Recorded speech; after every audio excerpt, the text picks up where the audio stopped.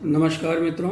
आज जिस विषय पर हम चर्चा करेंगे वो विषय है 1858 ईस्वी से 1905 ईस्वी के मध्य भारतीय राष्ट्रीय आंदोलन का विकास। ये बड़ा ही महत्वपूर्ण प्रश्न है और इस पर अक्सर आप देखते हैं कि बहुत सारी प्रतियोगी परीक्षाओं में और वैसे एकेडमिक परीक्षाओं में भी ये प्रश्न अक्सर पूछा जाता है। तो आइए आज हम चर्चा करते हैं कि वो कौन से कारक थे जिन्होंने 1858 ईस्वी से 1905 ईस्वी के मध्य राष्ट्रीय आंदोलन के विकास में महत्वपूर्ण योगदान किया। ये वो समय था जैसे आप 1858 ईस्वी में, जैसे कि आप जानते हैं कि सीधे सीधे भारत में ब्रिटिश शासन की स्थापना हो गई थी। ईस्ट इंडिया कंपनी के शासन की समाप्ति हो गई थी और उसके बाद जब सीधे सीधे ब्रिटिशर्स के अधीन हो गया भारत, तो उसके बाद क्या परिवर्तन आए, क्या चेंजेज आए। हम ये देखते हैं कि शोषण के और अत्याचार के एक नए दौर की शुरुआत हुई। साम्राज्यवादी शासन, उपनिवेशवादी शासन के एक नए दौर की शुरुआत हुई 1858 के बाद। तो आइए इस पर हम चर्चा करते हैं। 19वीं शताब्दी के उत्तरार्ध को हम राष्ट्रीय आंदोलन का प्रथम चरण मान सकते हैं, यानी 1858 के बाद की का जो समय है, 1858 से लेकर के 1900 ईस्वी तक का जो उत्तरार्ध का समय है। तो इस चरण में राष्ट्रीय राजनीतिक चेतना जागृत हुई भारत के लोगों में और भारत के लोगों ने धीरे धीरे एक संगठित राष्ट्रीय आंदोलन का विकास किया।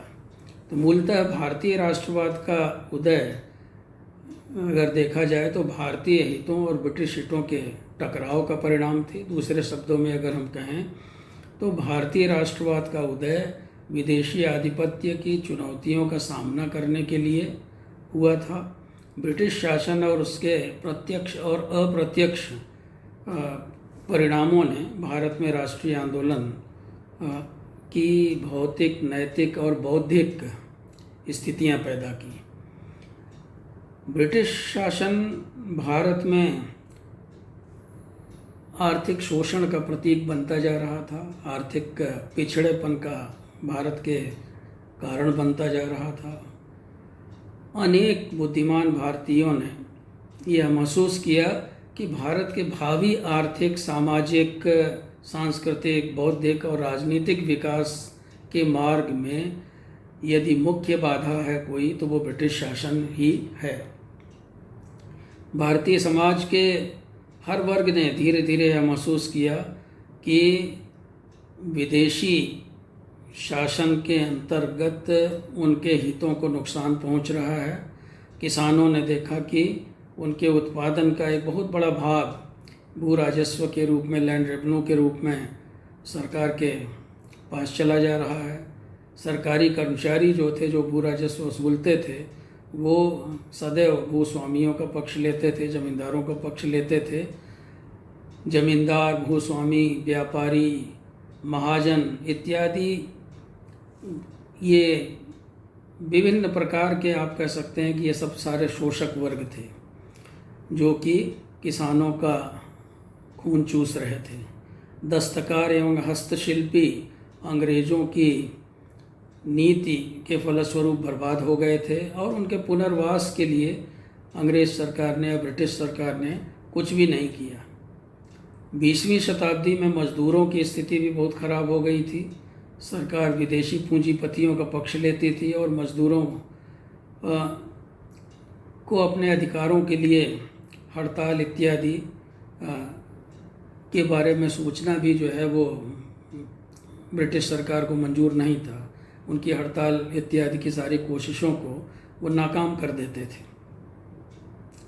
भारतीय समाज के जो 3 बहुत ही महत्वपूर्ण वर्ग थे, किसान, दस्तकार और मजदूर, तो इन तीनों वर्गों ने ही ये पाया कि उनको कोई राजनीतिक अधिकार नहीं है और साथ ही साथ उनके बौद्धिक तथा सांस्कृतिक विकास के लिए सरकार की तरफ से कोई भी प्रयास नहीं किया जाता है, कुछ भी नहीं किया जाता उनके सांस्कृतिक विकास के लिए, उनके शैक्षिक विकास के लिए। स्कूलों इत्यादि का बहुत ज़्यादा अभाव था उस समय, और उनके जो स्कूल थे भी वो उनकी दशा जो है वो बड़ी दयनीय थी। अब हम बुद्धिजीवी वर्ग की बात करें तो बुद्धिजीवी वर्ग एवं शिक्षित भारतीय जो थोड़े बहुत थे, बहुत ज़्यादा उस समय शिक्षित तो थे नहीं, फिर भी जो थोड़े बहुत शिक्षित लोग थे, बुद्धिजीवी थे, उनकी दशा भी संतोषजनक नहीं थी, वो भी असंतुष्ट थे।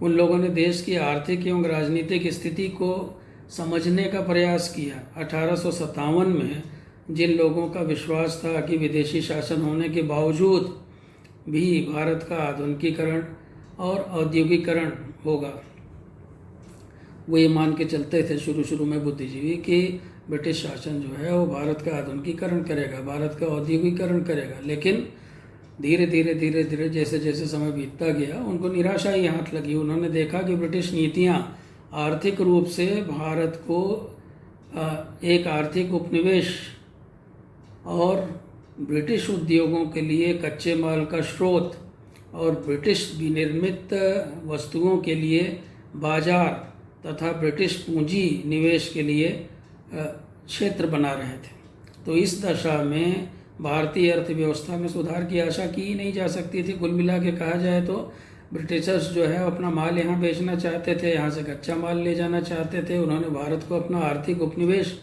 बना लिया था। राजनीतिक दृष्टि से इन लोगों ने पाया, जो बुद्धिजीवी वर्ग के लोग थे उन्होंने राजनीतिक दृष्टि से पाया कि भारत का स्वशासन की दिशा में मार्ग प्रदर्शन करने के सारे दिखावे अंग्रेज़ों ने छोड़ दिए हैं। उन्होंने घोषणा की कि वो भारत में जमे रहने के लिए आए हैं, यानी कि अंग्रेज़ लोग जो है उन्होंने एक तरह से ये घोषित कर दिया था कि वो भारत से जाने वाले नहीं हैं जल्दी। उन्होंने प्रेस इत्यादि को कठोर नियंत्रण में रख दिया, यानी कि उनके ऊपर प्रतिबंध लगा दिए।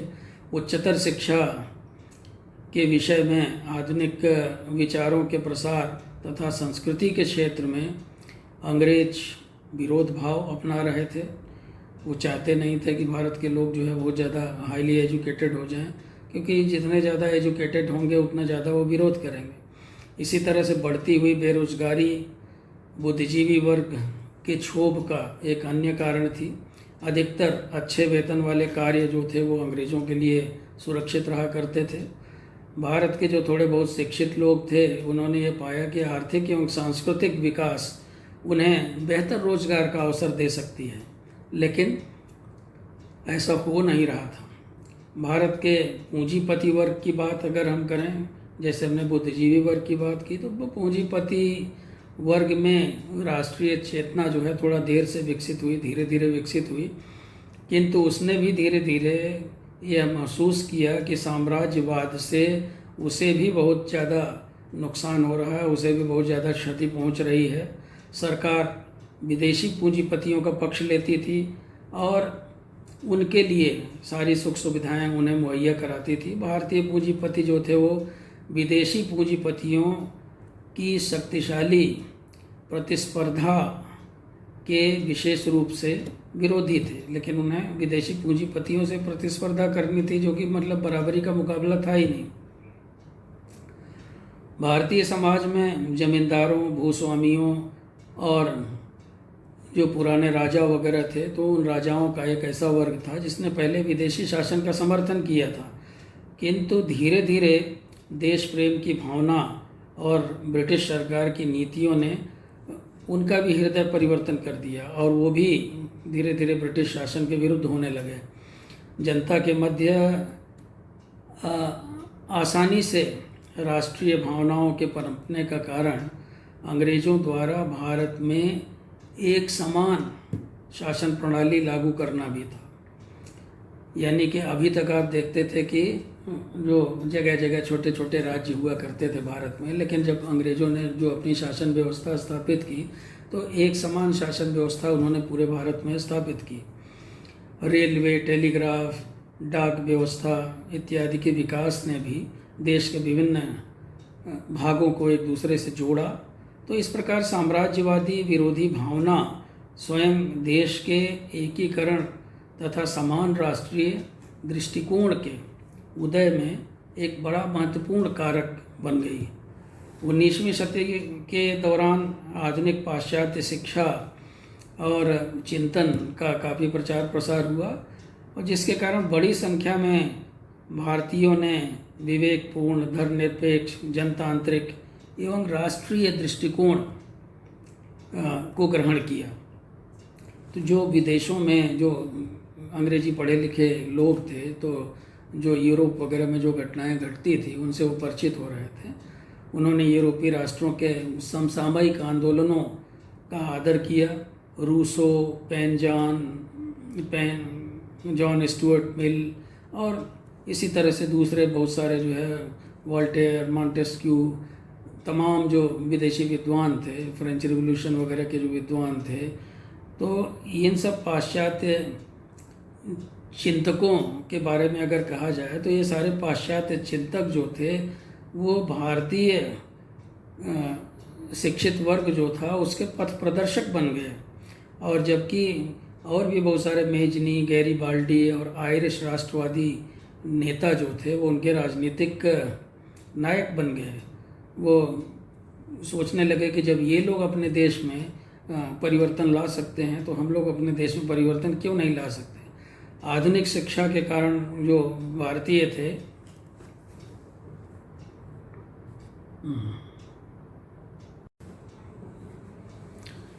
तो मैं कह रहा था कि शिक्षित भारतीय जो थे उनके बीच में अगर देखा जाए तो पूरे देश में उनके दृष्टिकोण में और उनके हितों में एक तरह की समानता की भावना आई, क्योंकि वो पाश्चात्य शिक्षा प्राप्त कर चुके थे। तो इस संदर्भ में अगर हम देखें तो अंग्रेजी भाषा ने बड़ी महत्वपूर्ण भूमिका निभाई और वह देश के विभिन्न क्षेत्रों में शिक्षित भारतीयों के मध्य आपस में विचार विमर्श का एक माध्यम बन गई।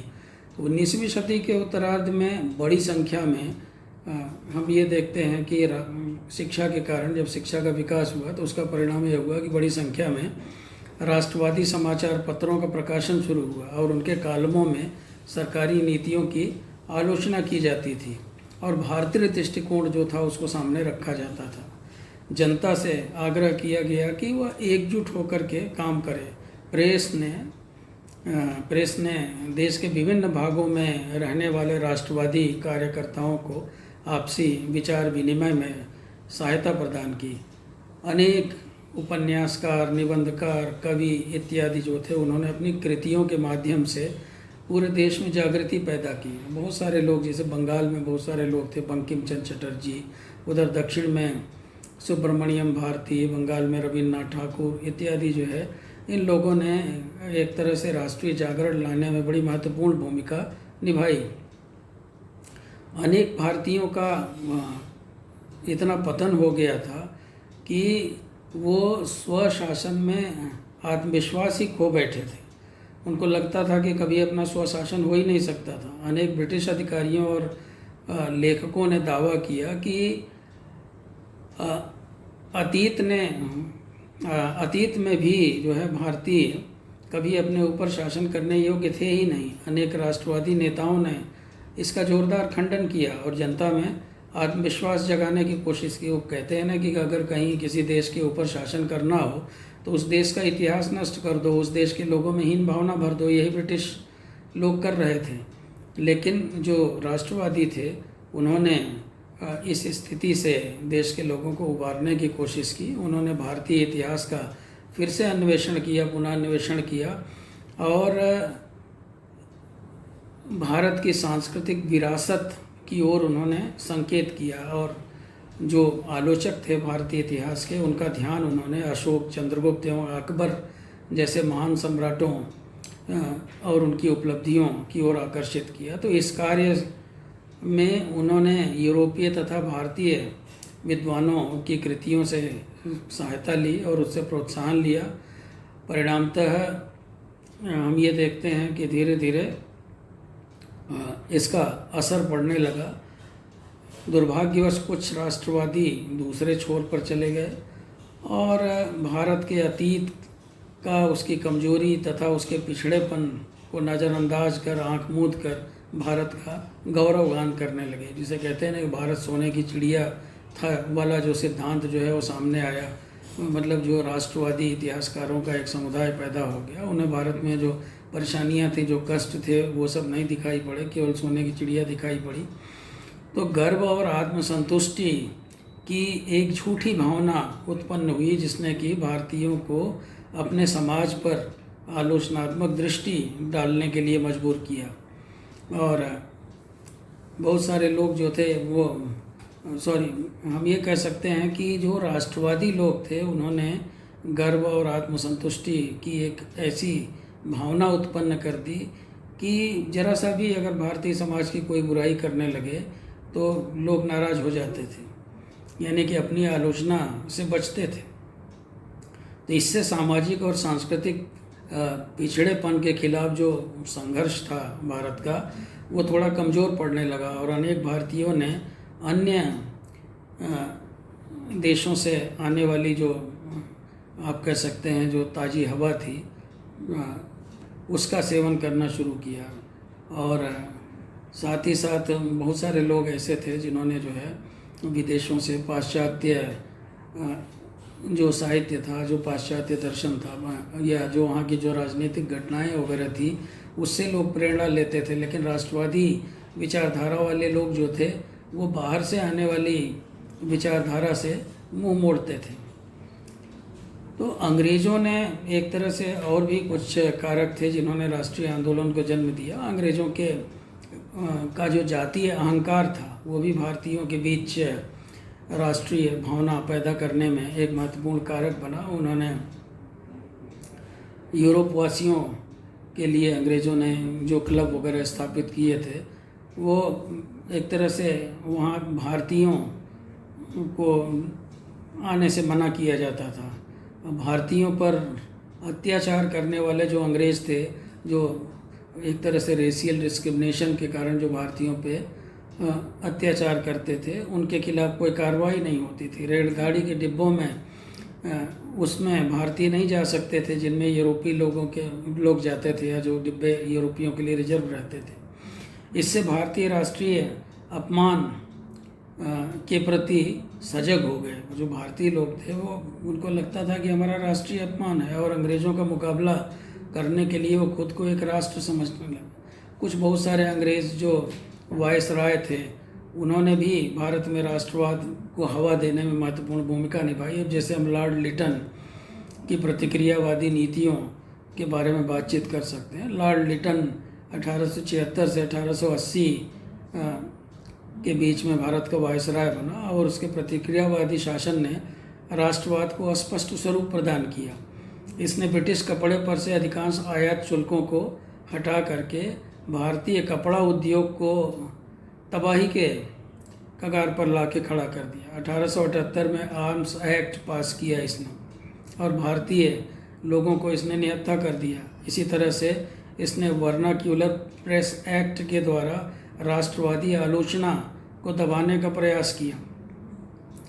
इसने यही नहीं, सिविल सर्विसेज में बैठने वाले जो प्रत्याशी थे, जो भारतीय थे, उनकी उम्र 21 साल से घटा करके इसने 19 साल कर दी। तो इस प्रकार से भारतीयों को उच्च पदों पर जाने से रोकने का प्रयास किया गया। तो इस प्रकार लिटन ने विदेशी शासन के प्रति भारतीयों के असंतोष को और अधिक बढ़ाया। इल्बर्ट बिल संबंधी विवाद ने तो असंतोष को और ज़्यादा भड़का दिया। इस बीच में एक बड़ी महत्वपूर्ण घटना हुई भारत में, वो ये हुई जिसे आप कह सकते हैं कि कांग्रेस की स्थापना। 1885 ईस्वी में भारतीय राष्ट्रीय कांग्रेस की स्थापना हुई, जो कि भारतीय राष्ट्रीय आंदोलन की प्रथम संगठित अभिव्यक्ति थी। कांग्रेस की स्थापना से पूर्व भी बहुत सारी संस्थाएं भारत में थीं, बहुत सारी संस्थाओं का अस्तित्व था भारत में। अब जैसे ब्रह्म समाज की स्थापना राजा राम मोहन राय ने की थी, जो कि राजनीतिक तथा सामाजिक सुधारों का अभियान जो है वो चला रहा था अपने समय में ब्रह्म समाज। राजा राम मोहन राय ने खास तौर से ये चाहा था कि उनके देशवासी जो है वो विवेकशील हों और वैज्ञानिक दृष्टिकोण वाले हों। वो नर नारियों की मानवीय प्रतिष्ठा और सामाजिक समानता के सिद्धांत को स्वीकार करें, वो प्रकांड विद्वान थे और उन्होंने आधुनिक युग के महत्व को पूरी तरह से समझा। उन्हें भारतीय समाज सुधार आंदोलन का अग्रदूत कहा जाता। उन्होंने हिंदू धर्म को स्वच्छ बनाए रखने और एकेश्वरवाद की शिक्षा देने के लिए ब्रह्म समाज नामक संस्था की स्थापना की। सामाजिक कुरीतियों को दूर करने का उन्होंने प्रयास किया। आधुनिक शिक्षा का प्रसार किया उन्होंने। तो ये सब उनके मुख्य कार्य थे। सती प्रथा के खिलाफ जो है उन्होंने लड़ाई लड़ी और सती प्रथा के खिलाफ कानून पास करवाया। इसी तरह से हेनरी डेरेजियो ने यंग बंगाल नामक एक आंदोलन चलाया और बंगाल में आधुनिक सभ्यता के अग्रदूत का काम किया उसने। वो 21 वर्ष की आयु में मर गया, लेकिन युवाओं में बड़ा लोकप्रिय था वो, और युवाओं को उसने राष्ट्रीय आंदोलन के लिए प्रेरित किया। हम ईश्वरचंद विद्यासागर की बातचीत करें। पंडित ईश्वरचंद विद्यासागर ने विधवा पुनर्विवाह के लिए सफल आंदोलन चलाया और उन्होंने बाल विवाह का भी विरोध किया। स्त्री शिक्षा के लिए उन्होंने काम किया। पश्चिम भारत में भी अगर हम देखें तो पाश्चात्य विचारों का प्रभाव पड़ा और 1849 में परमहंस मंडली की स्थापना हुई वहाँ। और आगे चल कर के हम ये देखते हैं कि धीरे धीरे और अधिक जो है ब्रह्म समाज वगैरह का भी असर वहाँ पे पड़ने लगा। तो 1837 ईस्वी में हम ये देखते हैं कि सार्वजनिक land holder society, land holder सभा की स्थापना हुई। 1843 में बंगाल ब्रिटिश इंडियन सोसाइटी की स्थापना हुई। इसी तरह से 1852 में ब्रिटिश इंडिया एसोसिएशन की स्थापना हुई। तो इन संस्थाओं ने प्रशासन के सुधार के लिए प्रयास किया। इन्होंने ब्रिटिश संसद को लंबी याचिकाएं भेजी और भारतीय मांगों को उनके सामने रखा। इसी तरह से ईस्ट इंडियन एसोसिएशन की बातचीत करें हम, 1866 ईस्वी में दादा भाई नौरोजी ने ईस्ट इंडियन एसोसिएशन की स्थापना की थी। उन्होंने अपने अर्थशास्त्रीय लेखों से भारत की जो आर्थिक गरीबी थी, भारत की जो बेरोजगारी थी, गरीबी थी, भारत की जो दरिद्रता थी, उसको उन्होंने उजागर किया। उन्होंने ड्रेन ऑफ वेल्थ थियरी का प्रतिपादन किया कि किस तरह से भारत का धन जो है वो विदेशों में जा रहा है। धन के अपोहन के सिद्धांत का प्रतिपादन किया उन्होंने।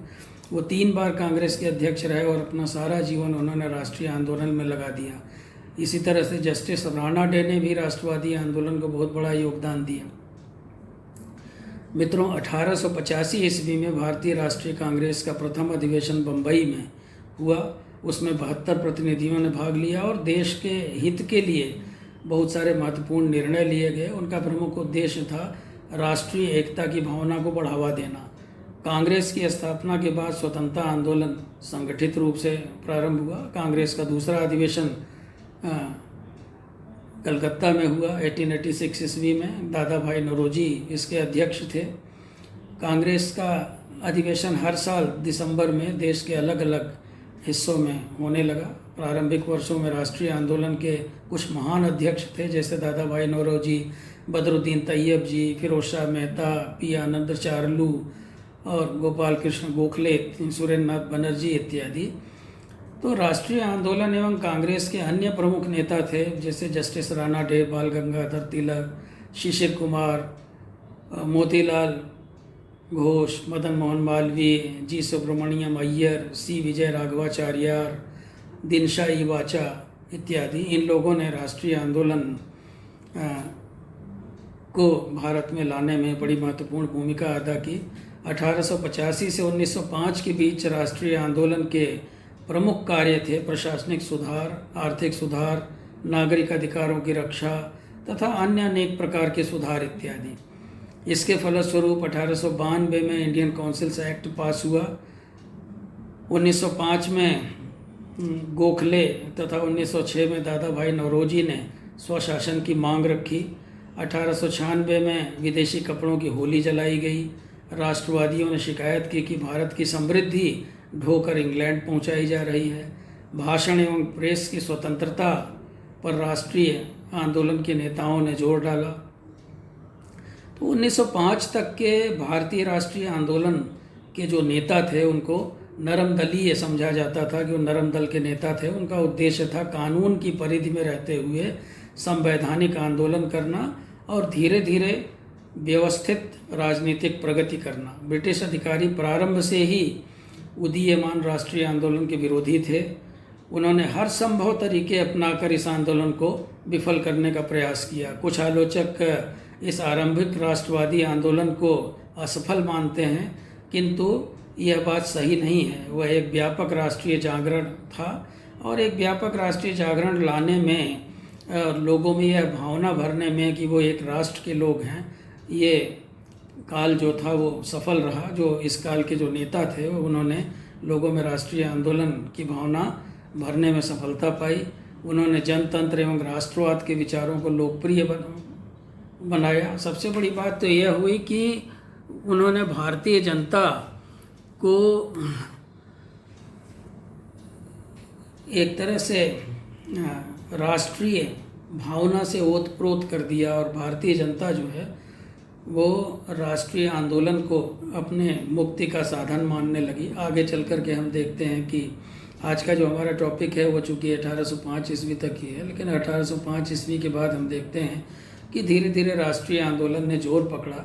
जब महात्मा गांधी ने भारत के राष्ट्रीय आंदोलन में प्रवेश किया तब धीरे धीरे हम ये देखते हैं कि बहुत सारे आंदोलन हुए और वो प्रथम विश्व युद्ध के बाद रौलट का चाहे विरोध हो, चाहे उसके बाद जो है और भी जो दूसरे आंदोलन किए गए, बहिष्कार आंदोलन किया गया और इसी तरह से खिलाफत आंदोलन किया गया। आगे चल के सविनय अवज्ञा आंदोलन हुआ, बड़े बड़े आंदोलन हुए, भारत छोड़ो आंदोलन हुआ और इन सब आंदोलनों में लोगों ने बहुत बढ़ चढ़ कर हिस्सा लिया, क्योंकि जो 1858 से 1905 तक का काल था उस काल में एक तरह से भारतीयों को पूरी तरह से प्रशिक्षित किया जा चुका था। उनको समझ में आने लगा था कि देश क्या होता है, राष्ट्र क्या होता है और उपनिवेशवाद क्या है, साम्राज्यवाद क्या है, हमारे लिए क्या हितकर है, हमें क्या करना चाहिए, हमें क्या नहीं करना चाहिए, ये सब बातों की जानकारी उनको हो चुकी थी।